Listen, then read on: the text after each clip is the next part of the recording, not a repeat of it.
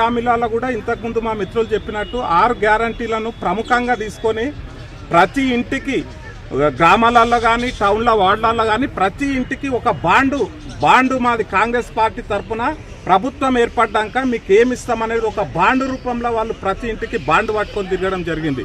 మరి ఆ బాండు లోపల ముఖ్యంగా 6 గ్యారంటీలను వాళ్ళు చూపించడం జరిగింది. ఆ 6 గ్యారంటీలు ఏంటంటే ఇంతకుముందు మన మిత్రులు చెప్పినట్లు మహాలక్ష్మి పథకం అనేది ఒకటి మొదటి గ్యారంటీ కింద పెట్టిండ్రు. ఆ మహాలక్ష్మి పథకం అంటే ఏంటంటే అందుట్లో 3 విషయాలను వాళ్ళు పొందుపరచడం జరిగింది. 3 విషయాలు ఏంటంటే ఒకటి, ప్రతి మహిళకు నెలకు 2500 ప్రతి మహిళకు ఇస్తాము. కానీ ఆ 2500 అనేది ఇప్పటి వరకు ఊసులేదు. ముందుగా గాంధీ వర్ధంతి శుభాకాంక్షలు తెలుపుకుంటూ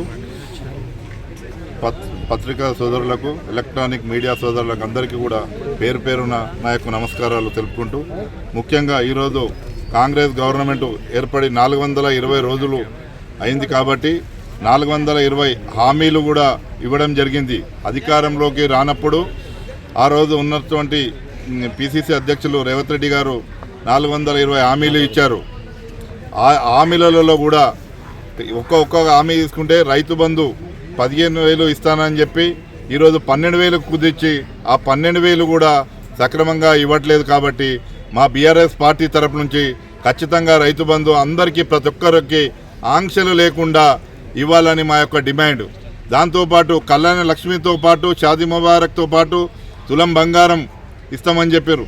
హామీలిచ్చి అధికారంలోకి వచ్చిన కాంగ్రెస్ పార్టీ ఈరోజు ఆ హామీలను తుంగలో తొక్కి వాళ్ళు పరిపాలిస్తున్నారు.